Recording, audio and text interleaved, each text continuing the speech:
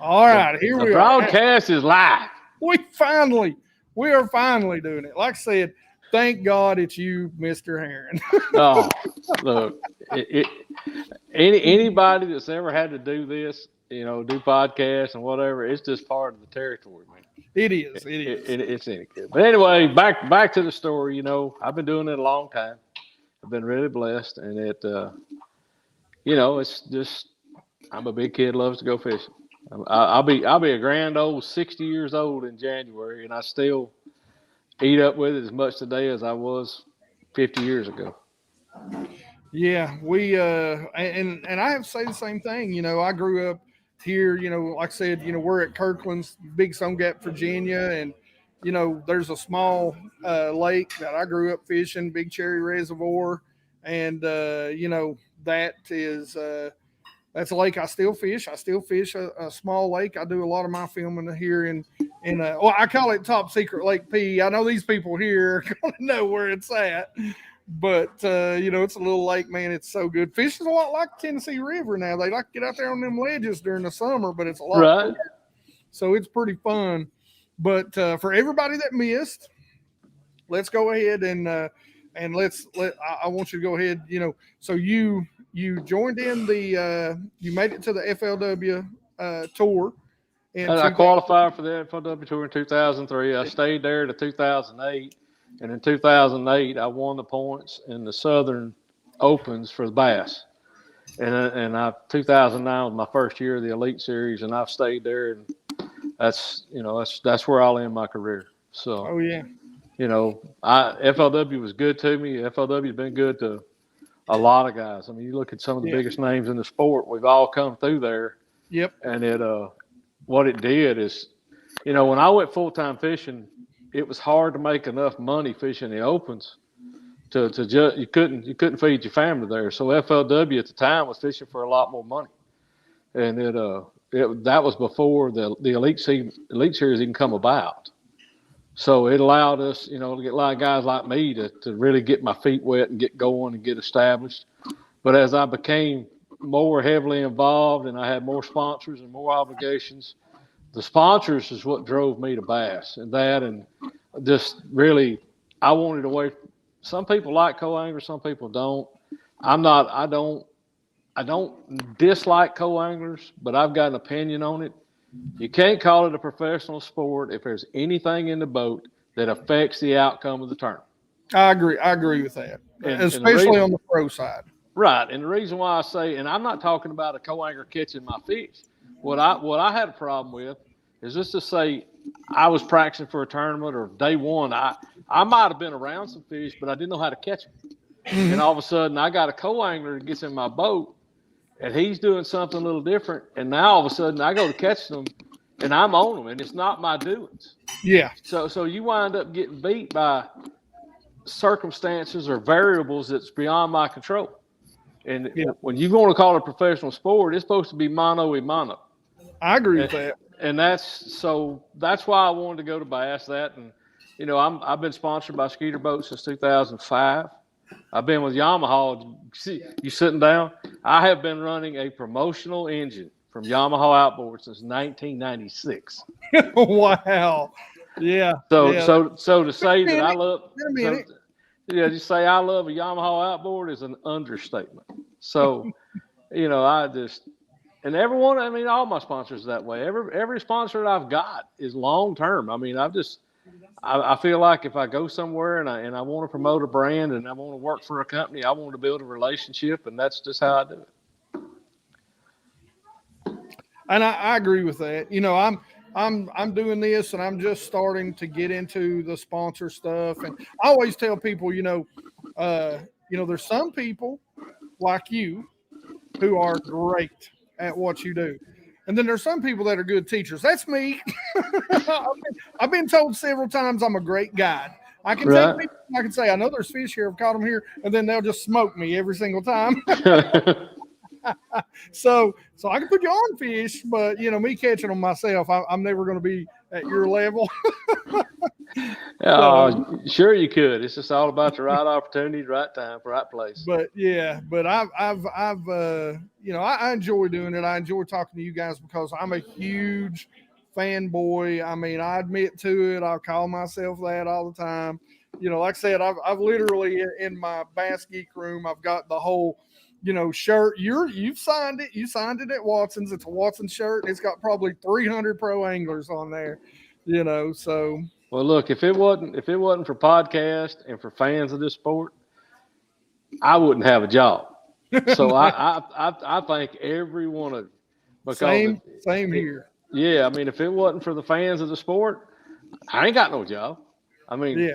the reason why these companies sponsor you, the reason why that they want you to do that is so you create brand awareness and drive sales and you Yeah. educate the sport, and I mean that's my job, and that's part of it that comes away from the water that a lot of people don't grasp. But this job is way more than climbing in a bass boat going fishing. Yeah.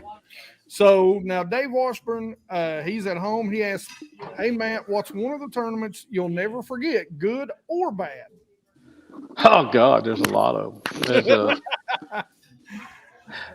probably gosh. There's been several. Back in the day when Dave was with FLW, and back in the day, FLW used to zero weights and do this bracket pairings at the Forest Wood Cup. Yeah. And there was two different cups that I got eliminated from. One was the James River. I got eliminated from the James River because of the brackets or whatever happened at the James. But I think I was in like third overall, and my fishing was getting better, but I lost my pairing. And the same deal at Lake Hamilton at Hot Springs. I think I might have been in second or third overall going into the day 3 or whatever, but I lost to Alton Jones by an ounce. So to say I'm not a fan of zeroing and bracket style, negative, Ghost Rider. I don't like it at all. But those two right there, they've always stuck with me just because, gosh, if you won the Forest Wood Cup and the money to check it come with it, that was something else. But that was part of the scenario, and I guess there's a lot of tournament organizations trying to generate interest, keep fans interested in it or whatever. But it just, I think a tournament's accumulated weight for X how many days, and that's the guy that wins the tournament. Because you take a guy, it's inevitable. Go back and look at all these tournaments that you see. It'll be a guy that barely squeaked in to 10th place on the last day, and he goes out on day 4. George Cochran did it. George Cochran got in by the skin of his teeth at that same Hamilton tournament. Barely got in and goes out because of the weather the last day throwing a buzz bait and catches a big old bag and wins the tournament. And should he have won the tournament? Under that format, he should have, but under what I consider a format, no, he shouldn't have won it. Yeah. So it is what it is. Let me ask you a question. What is the, I guess, most, not the biggest win, but maybe the most sentimental win of your career, whether it's pro or even a Thursday nighter? What is the most sentimental win you've ever had in a tournament? Gosh, I've won a bunch of them, but probably this is going to sound crazy. I've won a bunch of them individually. I've won, I've won FLW series at Arkansas River. Yeah. I've just won. Ain't been that long ago. I won a Texas Toyota at out there. What's the name of that lake anyway? We just had a classic there. I done been on some video. Can't remember. Ray Roberts. Yeah. But probably the coolest tournament thing that I ever done. They used to have a big team tournament here, and I used to fish a lot of tournaments with my dad. And it was called a Team Jesus tournament. Southern Comfort. They did vans and all. They did a big tournament every year, and Ray Scott would come up and MC that tournament. And it would be, gosh, a lot of touring pros there, and it'd be a 200 to 300 man team field every time. But I won that tournament with Ray Scott MC and with my dad. And my daddy would sit up there with his chest stuck out. Son, you thought he had won the lottery. That's a great reason to That is a very sentimental reason to win it with your dad. That's pretty awesome. Every time I walk into my office and I see that picture, or I see all these, all these plaques and trophies of lifetime achievement, I still look at that picture right there, and Ray Scott's right between us, and he That's had cool. he had this grin on his face, and I said, man, that was worth it all. That is cool. Hey, so already got somebody asking, you going to be at Watson's open house this year? I talked to Rex the other day, and he was there hinting around to trying to finalize a date on it. I told him as soon as they figure it out exactly when, because they've had some trouble the last couple of years because of weather and whatever. And I think, timing, because you got now, instead of just having bass, you got the BPT thing going on. And so getting us all together, because, man, I love coming up there. That is one of my joys to come up and work that show. It's just cool. Everybody just stands around, and it's just like, so. Oh, it's just a big old BS session, man. Perfect. Exactly. And we eat good. Exactly. That's the biggest reason I come is for the food. I mean, I don't know. I'm weighing about 350. I don't miss many meals. I don't miss many now, but no, I'm really looking forward to it. I hope the schedule works out. I do too. I always come up work for Reaction Innovations, and it's cool too. And by the way, before I get to my next question, Reaction Innovations. Now, your son actually is owner of that. Is that? No, my son is the business manager of that. He runs. He runs that company. I mean, he pretty much handles day to day on it. He is, I've been sponsored. Andre Moore owns that company, and Andre and I have been really good friends for a lot of years. And I think the world of him. And he's one of the sponsors I've had. I don't think I've had a contract with Reaction Innovations in the last 15 years.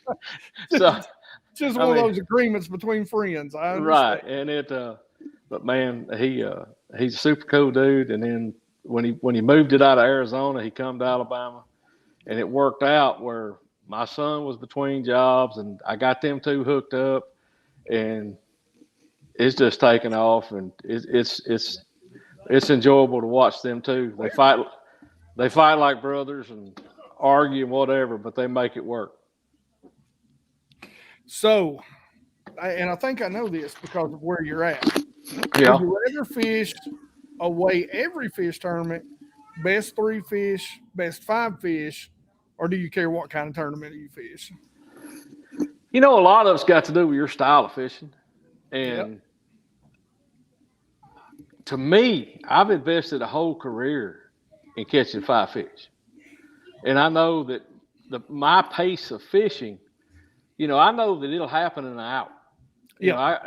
So I'm kind of geared toward slow and steady, and where that deal right there, you got to be catching them, man. And it's it's just a totally different style of fishing. It is. So to each his own. I mean, it'd probably be fun, I guess, in some ways, but you get a guy that catches 100 fish, and he may not catch but 102 pounders, but you got but you got a guy that catches 20 bass that weighs 100 pounds. So who's the winner? That's pretty good. So I don't know. I mean, to me, it's a whole lot harder to catch big fish than it is to catch numbers. I have to agree, because listen, I can catch a dink all day. I think one of the things that's happened to lakes like Guntersville, Chickamauga, Kentucky Lake, especially the Tennessee River lakes, and lakes that even like Cherokee or Douglas, where they get in big schools. The electronics that we have now in a weigh every fish tournament is detrimental to those fish, because you take like Kentucky Lake in its heyday. Yes. If somebody got on a school of those fish, where if they were in a 5-fish limit tournament, they may pull up there and catch them 5 3-pounders, and they were gone. But if you were sitting there and you were catching one, every one, how many of those fish get gut hooked or bled, it don't survive. So Yeah. I'm not sure sitting there just catching every fish in that school is good either. No, I don't know that it is either. And I actually seen somewhere, I think even with catch and release, that something like the mortality rate It's high. It's high. It's 20 to 30%, I think. Now I might be wrong. And it's higher than that when you're catching fish in like at Douglas in 30 to 50 foot of water. Yes. Yeah, I mean, how many? If you sit there and you pull up on a school of 2-pounders, and you sit there and you rail on them and you catch 50 of them, how many of them 2-pounders survive? And I think over time it starts taking a negative toll on the fishery. It has to. You know, speaking of Douglas, as a matter of fact, you know that's a lake where during the summer they're 40 foot deep. Oh yeah, their baseline's 30 foot. Yeah, exactly. And you know, over the few years, that's like I said, me and you talked earlier. That's one of my home lakes, and that lake has seen a dramatic downturn in size. You know, used to 4 or 5 years ago, you'd go there and it wasn't nothing. You know, on a good day out deep to catch a 7-pounder. Right. You know, 8-pounder. You'd see guys catching 10s. You know, up here in East Tennessee, they ain't a lot. 10-pounder in East Tennessee is big fish. but what's happened? It's a combination of things. Yeah. It's the ability we have now to fish deeper than we've ever fished. Used to, those fish were safe at 30 foot. Yeah. There wasn't very many guys that knew how to long line or who could effectively fish a bait in 30 foot. That's true. So those big schools were unmolested.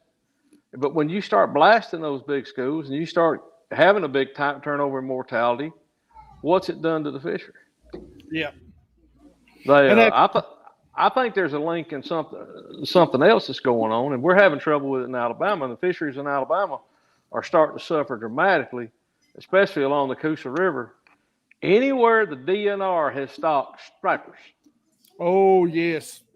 It has had a major, and they won't acknowledge it because there's federal matching dollars going into the striper hatcheries. Yep. And so they don't want to acknowledge that you know, they want to keep operating these hatcheries and turning these fish loose.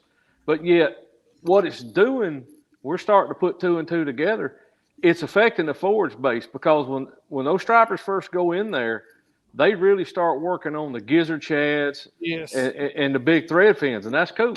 But when those numbers are depleted, they turn on your crappie, on your bluegill, on your smaller bass, and when they do it, it's detrimental. And I think we're seeing over the last 25 or 30 years, it's starting to run its course.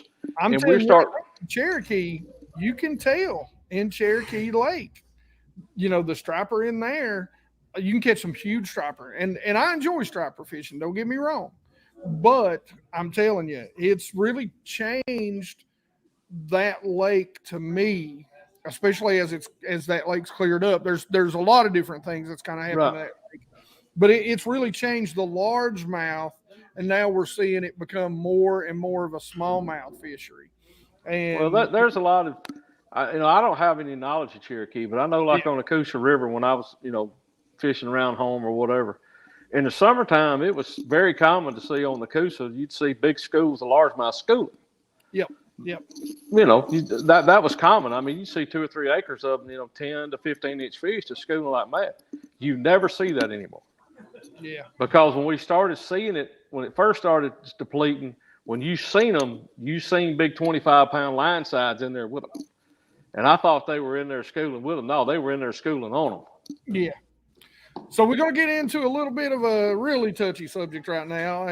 Wally, you can see Wally is asking us, what's your opinion of the electronics today? And I'm going to go ahead and ask even more. Now, I'm a computer geek, hence the BassGeek name. So, I'm kind of a geek, and I like electronics. But on the professional side of things, what do you feel? I mean, I've got the Garmin, the Live Scope, and I'll tell you, it's one of those things that until you see it in person, you just don't get how much of a deal it is. So what's your opinion on that? It's just the sports evolve forever, okay? Yes. It's going to continue to evolve because we're always going to have the desire to figure out how to catch it. But I can tell you this, what everybody's seeing so far with forward-looking sonar, it will forever be a tool. okay? But the fish have become accustomed to it. Yeah. And where, like on the Tennessee River, for instance, or Douglas or whatever, used to you could get sit there and I could idle over a place with a big school and hit them with 2D or side imaging, and they would sit there. Well, Yeah. now on the Tennessee River, if you idle over a shell bar with 2D, they're gone. They're gone. Happens on Douglas. It happens on Douglas as the year gets later. I can't tell you how many times I've idled over them. They'll be there. I'll turn around to go back fishing. They're gone. They're gone. Well, the same thing's happening with live. I mean, that's been the big deal, okay? Live has been a humongous deal, but I've getting reports from people that I know around the country, guys like up at Champlain and St. Clair, where they really get to use that technology, and especially on the smallmouth. Those guys are telling me those smallmouth are running from it because it's no different. It is a sonar ping and pulse going forward, and that they will get out from under that beam. The one thing I don't think is going to change them is 360. 360 is probably the most, out of all the things, I like live, and Humminbird's got a great live now. They do.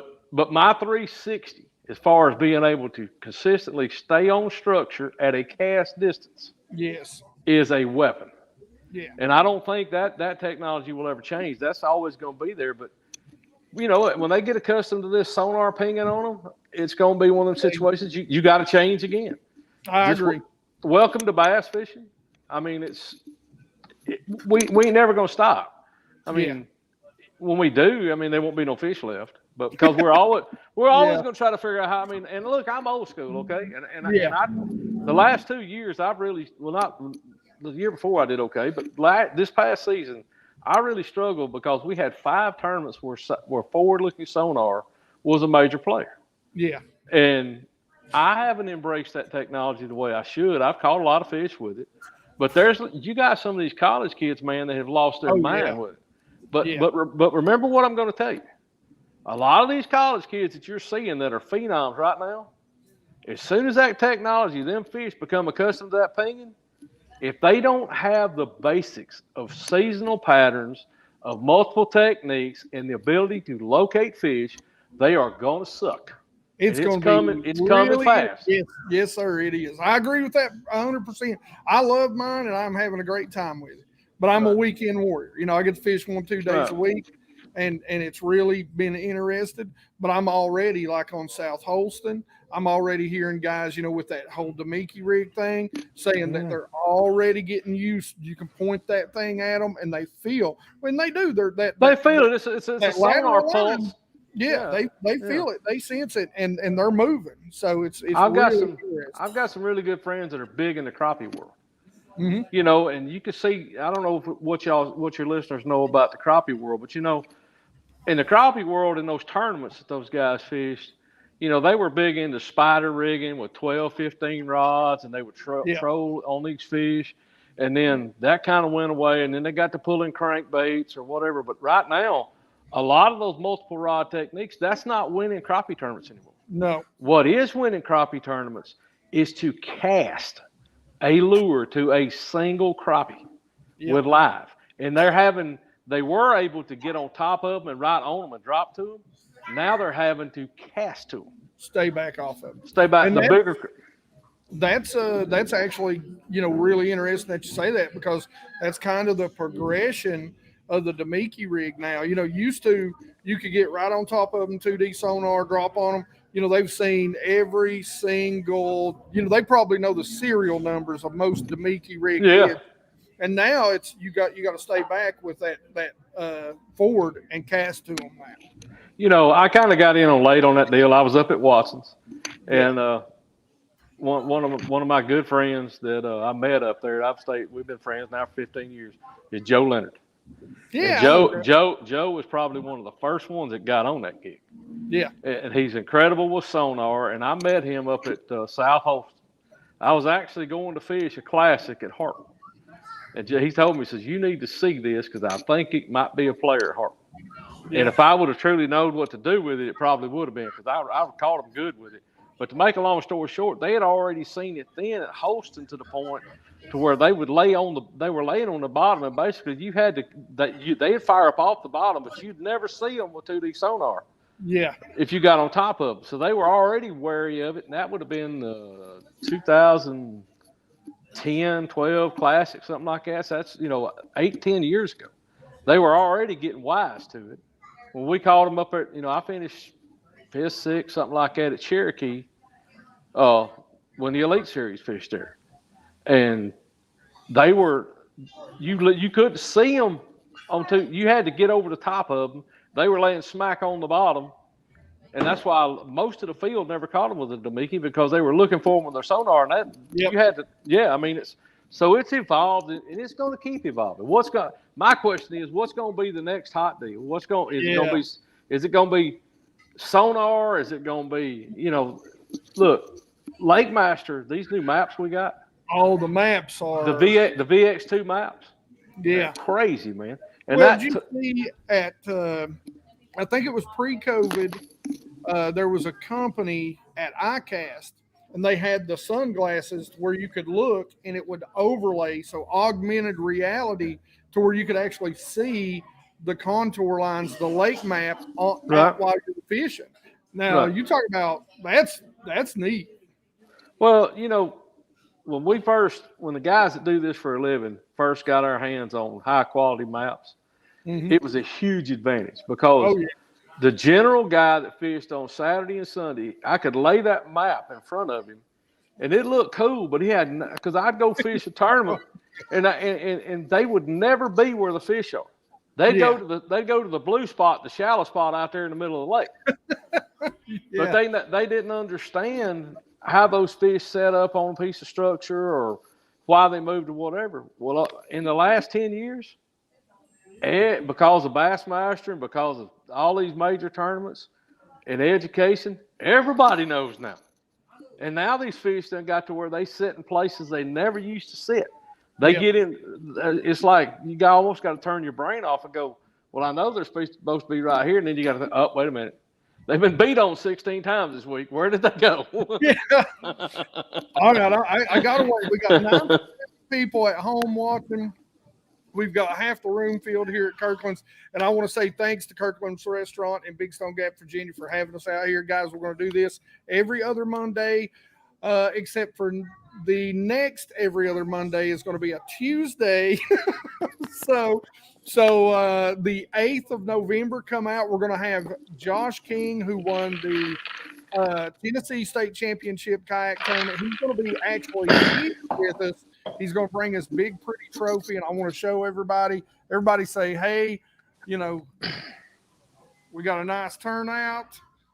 We appreciate everybody coming out. We appreciate Kirkland's right there. Is one of the owners right there. We got to get her on. She's been awesome today, and we appreciate them.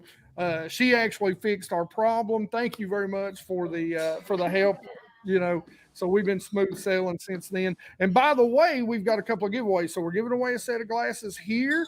So when you come, make sure that you come in, you register. We got free stickers for anybody. And if you, get you one of those. If you've not put it in. So we're giving away a set of glasses, and we're also giving away a set of Waterland glasses. These are the glasses. They have the gold mirrors, so they're great for sight fishing. We're going to give that away to you guys online. So you 90 guys online, we'll do the giveaway at the end of it. And again, I want to say thanks. I want to say thanks to Matt for coming out. And I'm going to try not to keep you too long, Matt. But I'm good, man. Just as long as we got internet connection, I'll hang in here. Yeah, hey, we finally got that smoothed out, man. It's doing great now. So I got from the disc golf gang. What's your personal best? Give me smallmouth and largemouth, at least, and maybe spot. I don't know. You might have a big old spot in there. The biggest largemouth I ever caught. I caught at Sam Rayburn Reservoir. Oh yeah. Of all things, I caught it on a number 7 gold shad wrap. And it weighed 10 pounds and 14 ounces. I caught it over the top of some hydrilla cranking in February. Nice. And then my biggest smallmouth, I caught it Wheeler. It was in February. I can't remember what year, but it weighed 713. No, and I caught it on a jig. And then my biggest spotted bass I ever caught was 7.2, and I caught it on the Coosa River. So now, So that kind of brings us to, because you talked about a jig. So right now, fall fishing down where you're at, it's really getting cranked up right now. Up here, it's the same thing. We're probably a little ahead of you. So what's some of your favorite techniques coming into mid and late fall to catch some big bass? Fall of the year, especially, I don't know about y'all's part of the world, but my part of the world, it's we hadn't had a lot of rain. We're dealing with a lot of clear water, and most of these places around here, especially on the Coosa, they're current driven. I mean, these river fish, anywhere you fish, even Douglas or Cherokee, you need, Yeah. whenever that river's flowing, it positions fish, and that it kind of gets them. What it does, it positions a bait. So this time of the year, I'm throwing search baits. I mean, I'm throwing buzz baits. I'm throwing topwater baits. And I will all the way down to when that water gets down to 53, 54 degrees. Yeah. But then, vibrating jigs, I love to throw. This time of the year, I love to throw a spinner bait. And God, when that water gets down there, on down there close to 50, I'm an old school two-side flat side balsa bait. I love throwing little flat baits. Yeah. I love it. Ain't nothing better than it. And then when that, if you got some rain and the water cools on down, you got a little current, jig fishing is really good. I mean, but until that you get a little watercolor and them fish really start getting on the wood and stuff, I'm gonna stick with pretty much search baits, moving baits. Try to cover water because it just you don't unless you're trying to fish out deep, and even those fish have been busted up so bad and beat on so bad. They're not until that water gets down there, below 50. They're not going to group up. So just kind of stay on your channel swings, and I like to stay in the backs, midway back in major creeks or up in rivers, and try to stay in there and around bait. I mean, that's my keys to fall fishing. So now, is this an inside joke? Is there a story behind this? Because Tom Mix says, Matt, do you still carry the rusty pliers? I always got rusty pliers, but I don't know what he's talking about. But I have to spray them down with WD-40 3 or 4 times a year. But there ain't no telling what that was about. That's probably something to do with something stupid I done. I'm pretty good at that. So now, we were talking about the stripers. What's your opinion on planting like F1s in Kentucky and Tennessee Lake? Putting those F1s, those hybrids in there. The only problem I've heard with F1s is they kind of breed themselves out, and over time, they grow really fast. And I know that if you put them in around Florida strain, that basically what the biologists are saying is they'll interbreed, and you basically wind up with a mutt. I mean, so you breed the genetics out. I'm a big fan. I am not a huge fan of Florida bass. I don't like them. They may get real big, but they're fickle as crap. And anywhere you got a cold climate, they don't. If you get a cold front or you get cold water, they don't want to bite. And I'm a big fan of sticking with this pure strain northern largemouth. They're a hardy fish. They grow to 10 pounds. They can survive cold. They can survive hot. And I just, East Tennessee and most of, the Coosa River, we never had Floridas in there. And then they went and introduced them at Lay Lake with Mark's Outdoors. So Florida's, those F1s take off really fast and they're a fun fish. We just don't know I know it, the research that I've seen in ponds where they've stocked like private lakes. Yeah. They do really well, but not over a long extended period of time. So I think the verdict's still out on them things. That's really interesting. I've done a lot of research in that. So I've seen something happen. I know we're all interested. I know Kentucky Lake's been struggling. I know that. Yeah. There's a lot of lakes, and COVID's been rough on our fisheries now. I'm telling you, ain't nobody working. Yeah. So we all fishing.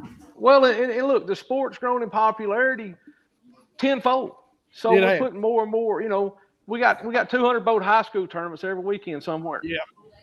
And I brought this up in a meeting with the city of Gaston recently. We got some hard questions that's going to have to be answered going forward. And I don't want to limit the high school kids' ability to fish. I'm all for it. But we have to address the issue of, if we're going to have a 200 boat tournament, there has to be the manpower there and the release boats there and the conservation people there to handle those fish. I agree with that. Those kids are not trained. Those kids, they're not aware of how to handle them. Most of your boat captains are great guys who are taking their time to take those kids fishing, and they don't know much about it. So we are putting a huge burden on the resource, along with, look, every lake has got a tournament 7 nights a week, man. Yeah. And look, every time we move those fish in the heat of the summer, how many of them actually live?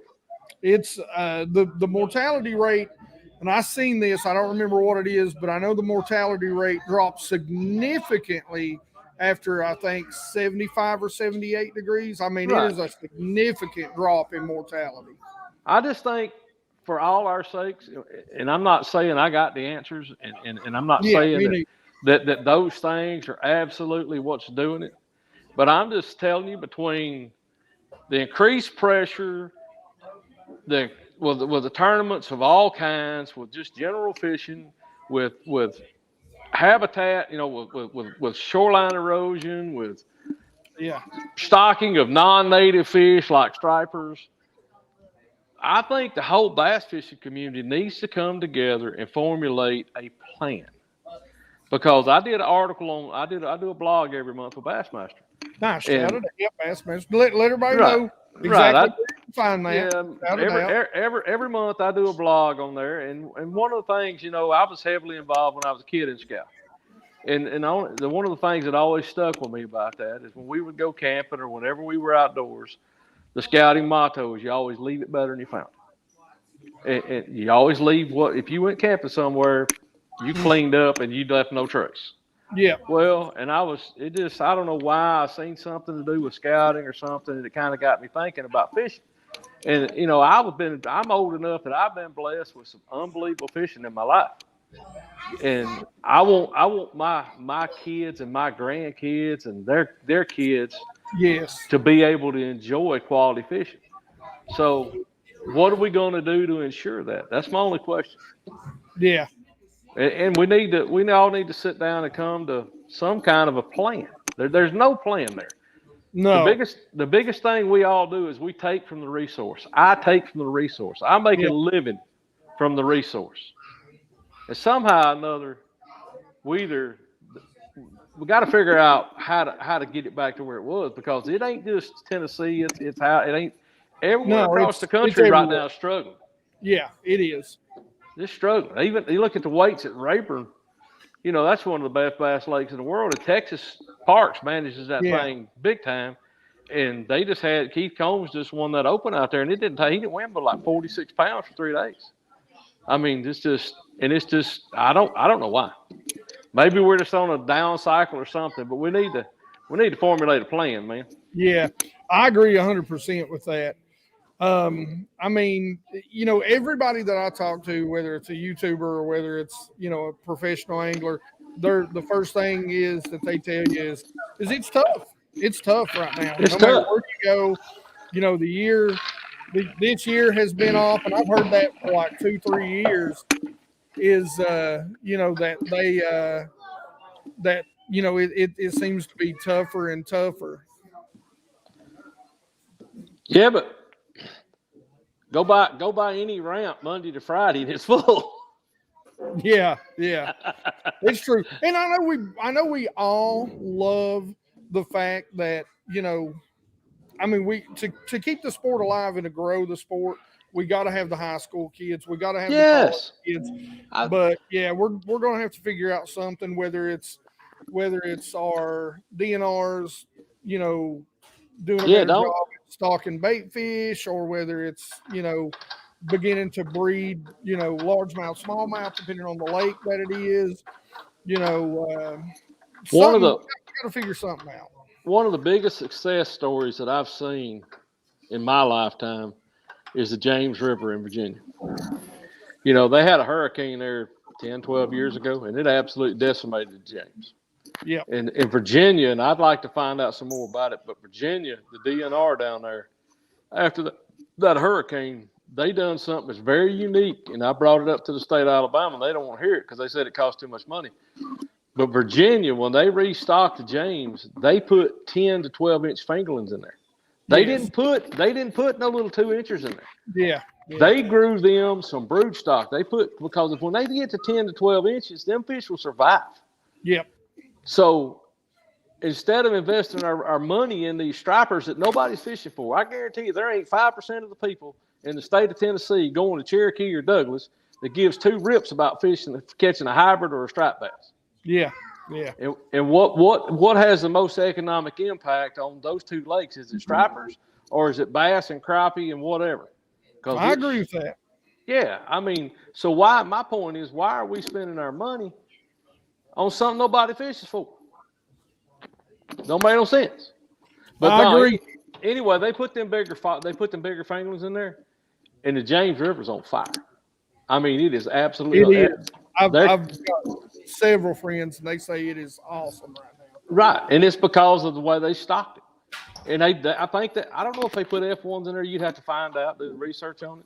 But I know that Jacob Porosnik and I are big buddies, and he fishes with us. And yeah, he was telling me the story of what they done, and I was like, man, that is smart.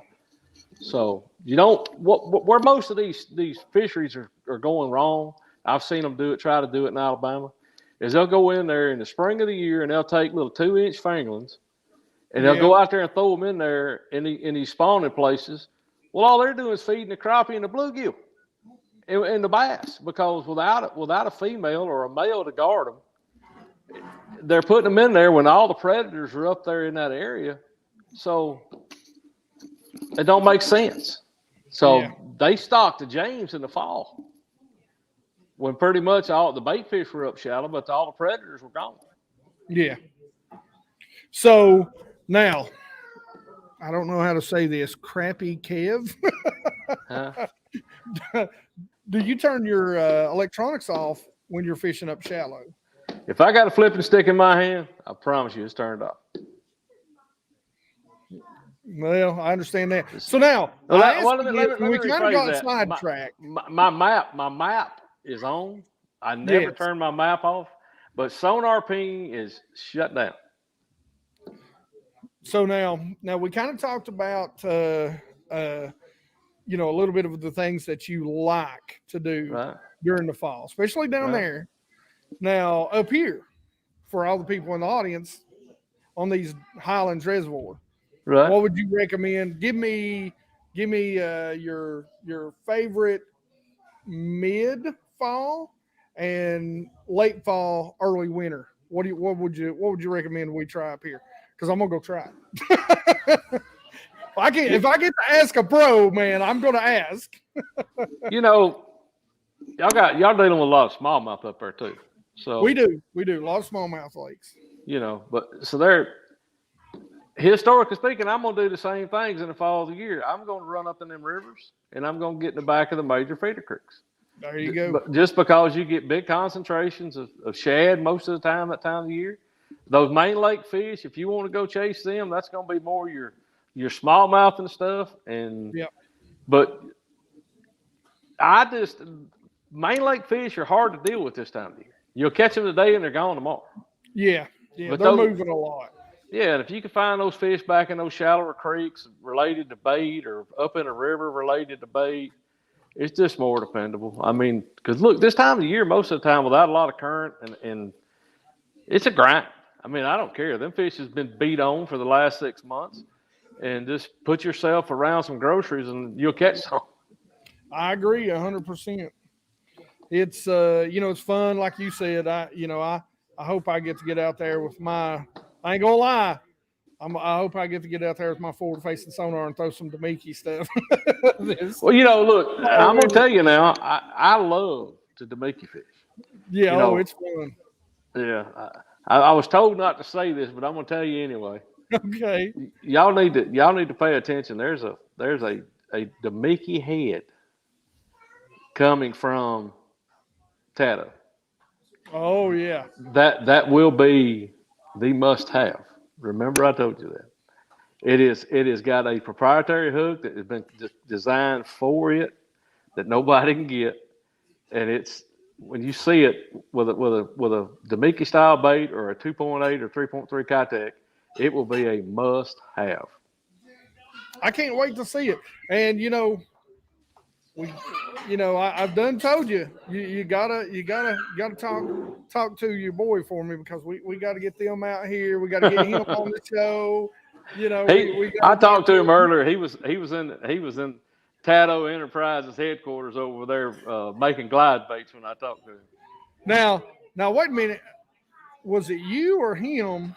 I don't want to say too much, so forgive me if I say too much. That was in Mexico. So my question is, was you down there fishing Mexico? No, believe it or not, Reaction Innovations, our manufacturing facility is now sitting right across the dam from Amistad. Woo, that's a good lake. They like to go fishing while they're down there working. We moved the manufacturing facility down there. It's just reached a point like anywhere else in the world, we can't get labor. Yeah. So Yeah. we had to do something. I mean, we're always out of stock because everybody's. I mean, so you got to keep some inventory. So we made some changes and moved the manufacturing facility. What's So my now, favorite?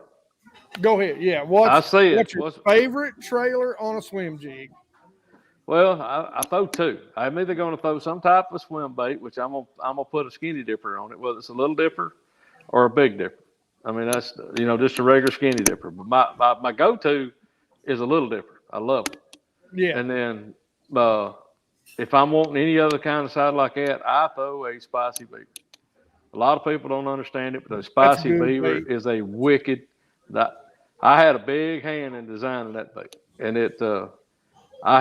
I'll tell you a funny story. I had Bill Lowe, and he and I are like brothers, and Yeah. we run together, and we stay together when we're on the road. And we were at Rayburn, and I first got that thing on. We wasn't at Rayburn; we was at Lake Fort. And Bill Lowe is probably one of the best swim jig fishermen that ever walked the planet. Oh yeah.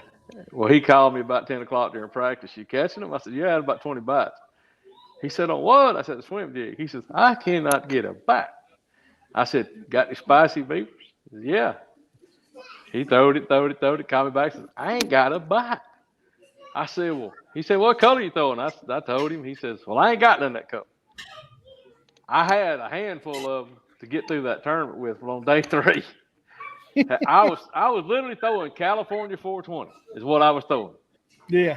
But I was tipping at chartreuse, and I gave him some green pumpkin. I said, they can't be that big a difference. Well, day 3, I had he ain't caught a fish on the swim jig for the first 2 days.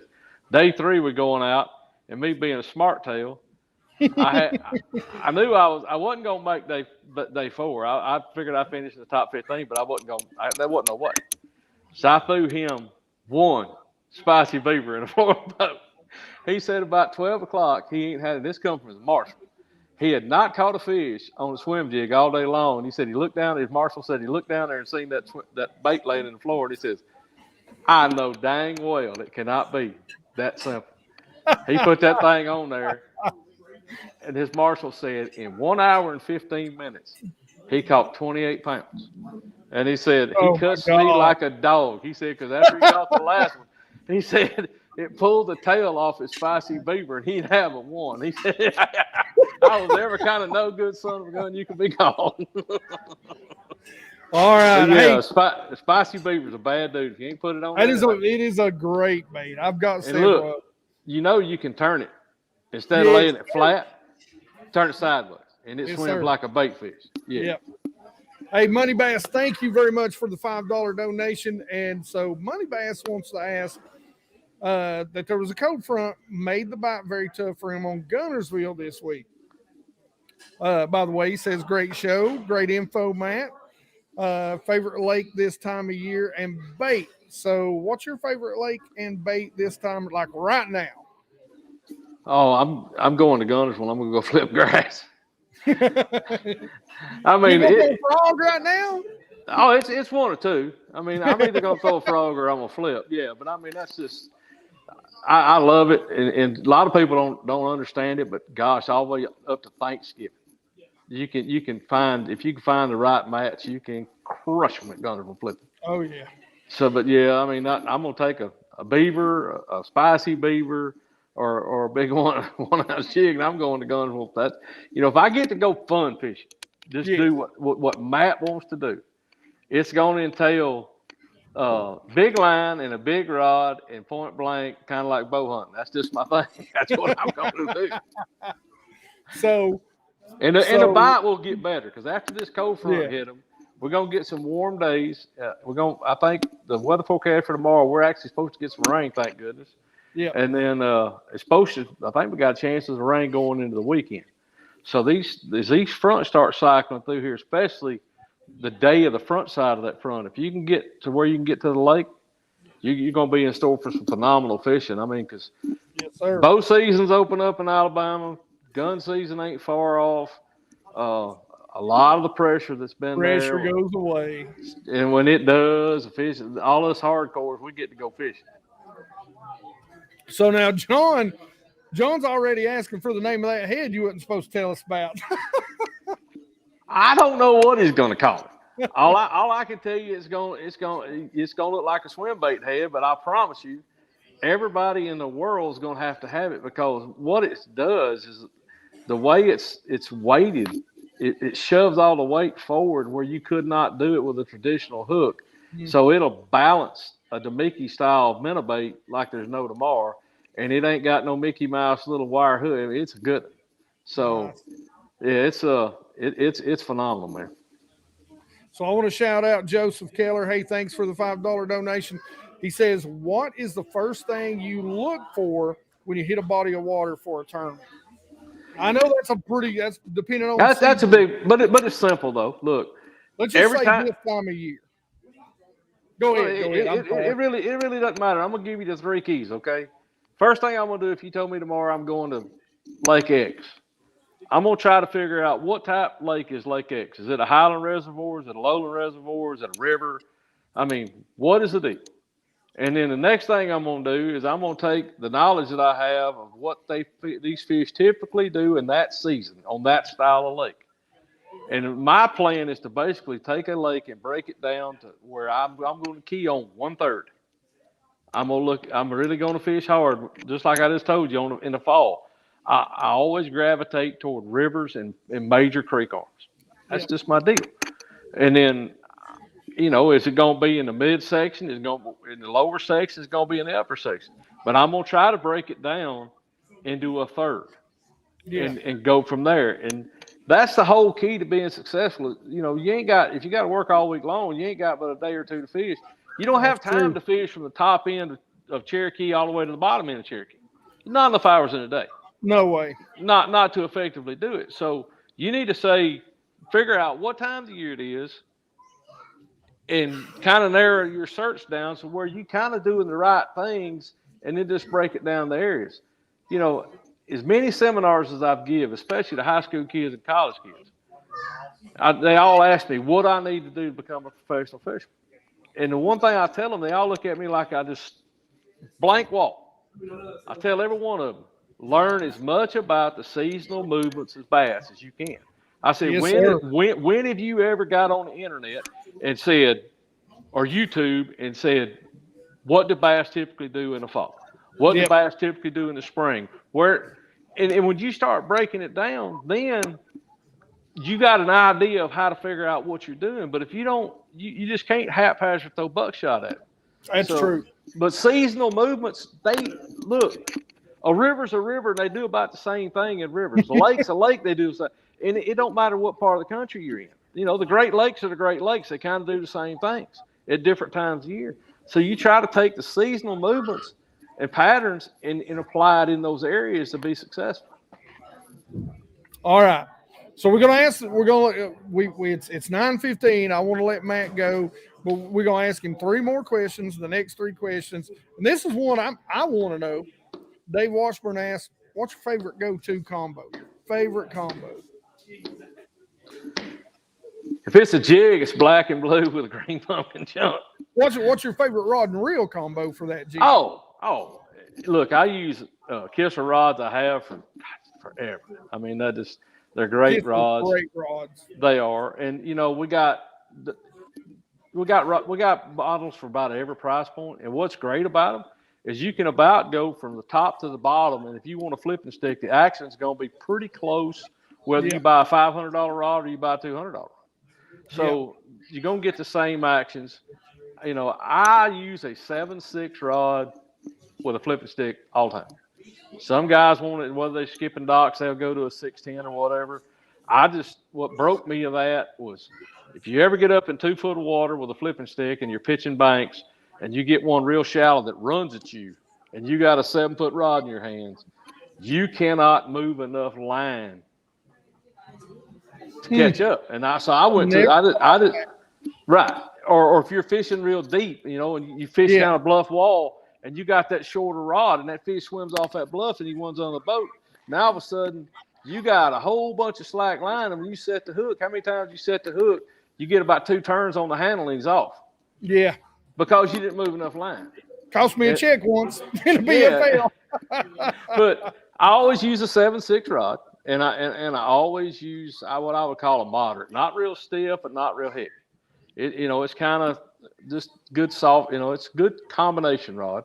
And then I always use a 7.3 to 1 gear ratio. And that's just kind of what I do. So now, you talked about your son and the big swim baits. How often do you throw big baits? I'm trying to. I haven't done any in any tournaments, but he's been trying to work with me this fall, and I'm trying to get a few rods rounded up and learn the intricacies of this glide deal. I mean, the cool thing about it is when you get a bite, you got a bite, man. I mean, there's something about throwing something out there as long as you tennis shoe and you're walking it back and all of a sudden the line falls slack. It's like this instant thought goes to your mind like, Moby Dick has got it. Because he's got to. That bait's that long, man. Yeah. So now, last question, and then we're going to do the giveaway real quick. So don't go nowhere. I ain't going nowhere. So what is your most memorable moment since you've been on the Elite Tour? What's your most memorable moment you've ever had? I don't know. I don't know, man. When you fish as many days, and I mean, probably the most memorable moment I ever had is when I won the TTBC. I mean, that was about $165,000. That's pretty memorable. But I don't think I'd forget that one. No. My question is did you get to take the big check home? That's the question. Heck no. And this big old, and look, they kind of false advertise. They got this big old crystal trophy. It's about 4 foot tall, and it's that Waterford crystal. And the first thing they told me when I picked it up, don't drop it. and then we get backstage, and they gave me a replica of it. It's about a third of the size. Oh no! And what's cool though is that big Waterford crystal. It stays in Toyota's headquarters. Yeah. And it's got every winner of the TTBC's name engraved in it. So you can't complain. You can't complain about that. Your name's going to be on that for a long time. Oh, yeah, it's going to be on there. But, I've been blessed throughout my career to have a lot of memorable moments. Yeah. Well, like I said, I've been a fan for a long time. Finally got to meet you up at Watson's. And, shout out to Watson's. We got 121 people, online watching. We got half a room here. And I want to say thanks. Thank you, Matt, man. Thank you for coming on. Thank you for being so patient with us with the live stuff. Man. And I want to say thanks to everybody out there. But you guys forgive me. It's been a minute. I'm gonna try and pull this up and share it. So don't give me too much heck in the comment section over there. Let's see if I can find it. Here it is. Here's the giveaway tool. All right, let's see. All right, hopefully we're sharing this.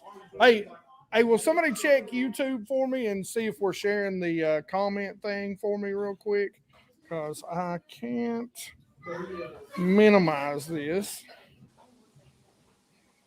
All right, yeah, we're sharing it. I see it. Okay. So, now, Matt, I'm going to ask you, don't make it any really in-depth words. I'm the worst speller you'll ever meet in your life. So give me a hashtag. We can do. You know what? Let's just do, since Matt's been so good. Hashtag Matt. All right, there we go. Now we can talk some more fishing while that's going on. All right, There we everybody go. wants to win the Waterland set of glasses. These are, I think, about $120, $130 set of glasses, and I'm holding them upside down. Guys, make sure you come on. These are great sight fishing glasses. You need to check them out. I'm not even going to take them out of the box, but I swear they're in there. I swear they're in there. But make sure you enter hashtag Matt. We've already got 22 in there. And so now, Matt, this is a good time to have you go ahead and shout out your sponsors, man. Go ahead and shout out your sponsors and tell everybody, what's going on. You know, I've been sponsored by, like I said, Yamaha and Skeeter forever. Great people, great companies. I've been with Mancota Humminbird now since 2003, 4, something like that. I mean, I've been with them forever. And our electronics and everything, we've kind of been the leading edge on everything up until forward sonar. I mean, there ain't been anybody more advanced than our DISI, 360s, Ultrex, you name it, we've got it. And the Raptors, then Reaction Innovations, like I said, I've been with them since forever. I've been with Dirty Jigs now for about the last 6 or 7 years, and it's been a great company to work with. And I got my own, I got my Signature Series lines of jigs over there if you want to check them out. Yeah, I got a little inside scoop on Dirty Jigs. I know somebody, and there's some stuff going on. And I think that might expand a lot of stuff you're doing over there. So it is, and it's going to bring on great company. This little hint. There's a new owner. There it is. Nichols Lures is now owns Dirty Jigs. So it's going to bring on board some great opportunities for me to share a lot of design thoughts. Between myself, Scott Canterbury, Drew Cook, David Mullins, I mean, there's a lot of knowledge right there. Yes, sir. And Brooks over there at Nichols is really pushing hard to really expand that thing. So I think with the pro staff, Clint Davis, I mean, there's several of us there. But look for a lot of exciting things. The spoons, the spinnerbait lines with Nichols is great. And then just a lot of his marketing ideas are phenomenal. Yeah. I'm sponsored by Bucks Island Marine, one of the best marine dealers. If you're down for whatever reason in this part of the country, you're looking for a boat, they're great folks. And Fish Neely Henry, that work with the tourism board there, Gamma Line, Elite Tungsten, Battleborn batteries. About 4 years ago, I swapped over to lithiums, and it's been the best thing I've ever done. Now my basic setup, I'm sitting in my old boat, my new boat's sitting up at the dealership at Bucks. I actually do all my own rigging. I'm kind of one of these hands-on guys. I've seen that. I do it every year, and it's just kind of my thing. It's kind of my I like to do it because if something ever goes wrong during the course of a day, I kind of know where everything's at. Where somebody else done it, and I got a graph goes haywire or lose power here or there, you don't know. But if I done it, And then the other cool thing is, it seems like it's worked out about the last 3 or 4 years. They'll have, they've got some great younger guys in there that do their rigging. And I wind up spending a couple of days with them rigging boats. So I kind of train. It's been cool. But Tato Designs, of course. A lot of people don't know a lot about it. I'm so sorry. We didn't really get to talk about that tonight. That's okay. We're just coming. We're going to get you back on, though, if you're okay with it. We're getting you back on. But Tato is actually my son's company. It's a glide bait and God knows whatever else he's into. But we also recently the last couple of years, I started manufacturing camera poles for GoPros. I wasn't happy with the products that were available. They just wasn't dependable. And I bounced a couple of $500 cameras out. So I decided there had to be a better way to build a mousetrap. So I set out to do it, and we've done it. We've got just go to tattoodesigns.com and you'll see it. And it's if you want a high quality, guaranteed, you ain't gonna lose your camera, and a new way to do things. If you're into that GoPro and stuff, you need to check it out because I agree. For the money. I promise you won't buy but one the rest of your life, and you ain't got to worry about it. It's good stuff. And guys, I will absolutely put links in the description to that because I'm telling you, they are well made. I mean, they are well made. And we didn't get to talk about that tonight, but you know, Matt is now a friend of the channel. We're gonna get him back on. We'll get back on and talk about it, but they're all, you know, the other thing is I wanted to make sure I did is I'm a big fan of Made in the USA. And one of the big things that's kind of slowed the growth down is I could have already really gone. We haven't really marketed, you know, mass marketed and really bloated out yet. And a lot of the reasons why is I didn't feel like I could fulfill just bunches and bunches of orders. So it's kind of been limited numbers. But we've kind of got that worked out, and they are all made in the USA. Every bit of the machine work, it's all solid aluminum. It's all made in the United States. It's all, I wanted to be able to control the quality of the product, and I did not want it going across the pond. So if you want to buy something made here in the United States, we got it. Well, I know, like I always jokingly call him, Mr. Sexy Rexy at Watson's there. So if you ain't never heard that name, Matt, I give you full permission next time. All right. Just call him Big Sexy. Yeah, Big Sexy. Big Sexy. Like, hey, Sexy Rexy. But yeah, you know, he showed me one over there at Watson's, and man, they are sturdy. Like you said, you'll buy one. Now, unfortunately, Matt, now that's kind of a bad marketing deal. You're going to have to give them like a 5-year lifespan, because after you buy one, man, you don't have to buy another. They're unless you got a different base in your boat. You know, I built one for a Phoenix or for the 1.77 hole like in a Phoenix or a Ranger, and I built one for a threaded pole like in a Skeeter or a Camus. And then, you know, the cool thing now, we got these new custom mounts that actually bolt into the side of your gimbals on your graphs. Wow. They are something else. We got a lot of different options. And then the other thing we wanted to do is I didn't want to, there's such a demand now in these boats for power. I didn't want to pull power off of my boat. I mean, I've got so much pulling off of my cranking batteries and everything else. So we kind of designed ours where a guy could buy a battery pack for about $30-$40. And the ones that we're using, I can run that GoPro camera all day long on a battery pack. And I got one I'm using, I can run it 2 days, and it'll run the GoPro continuous for 2 days. Yeah, I was going to say, you guys have a package that comes with a battery pack. Yeah. And we got some new updated pricing because when we first started doing it, we got to update our website. I'm going to have to get on Junior about that. But when we finally got our new source of manufacturing, it's allowed us to bring our price point down big time. Nice.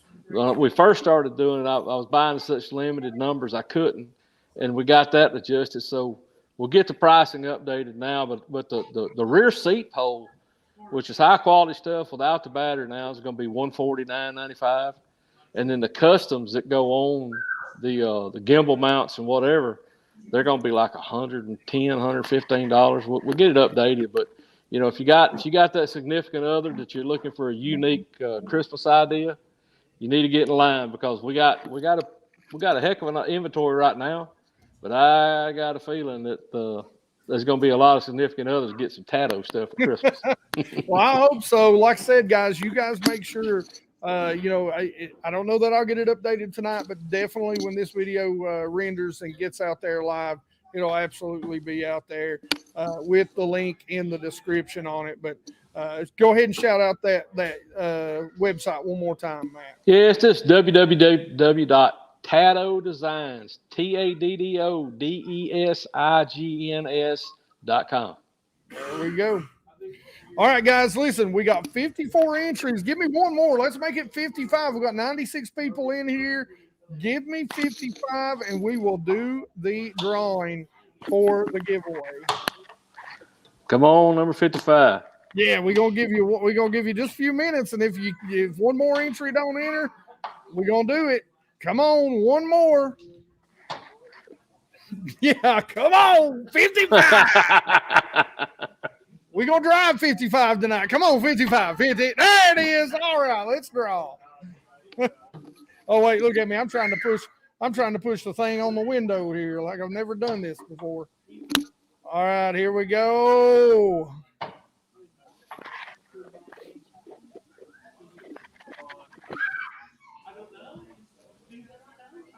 All right, Lowbrow Fishing. He is a longtime supporter. Hey, Lowbrow man, make sure you reach out to me and give me an email address, and we will get that sent out to you, man. Appreciate it. Waterland glasses if you do any sight fishing, and if you don't, you will be able to now. Hey, by the way, we'll do the drawing after we get off here, so bear with me. We'll do that for you guys. We do it. We're giving away another. You come in live, you get another chance to win. You get another chance to win. So, Matt, sir, it has been an honor. I very much appreciate you. Couldn't ask for a better human being to be on the first live stream with me. Thanks for putting up with all the internet issues. You know, listen, leave it to me. If I didn't have bad luck, I wouldn't have none. So, Hey, it's all good. I always enjoy talking fishing, hanging out with everybody. If you hook me up again sometime, I'll get back on and absolutely, we'll spend some more time talking about it. Hey, if you ever get back up this way, I'm getting ready to get a brand new Camus boat, so you know we'll get out there and jump in it and go do some Damiki fishing. There you go. I'm always into that now. All right, brother. I appreciate. See y'all, guys. Hey, hang in there 1 minute for me before you go, Matt. Hey guys, I want to say thanks. We've had a great turnout tonight, and make sure you come out. Kirkland's, Big Stone Gap, Virginia. Eat, drink, and talk fishing. Matt, again, it's been an honor. Thank you, sir. See you, everybody. See ya. All right, man. Man, I appreciate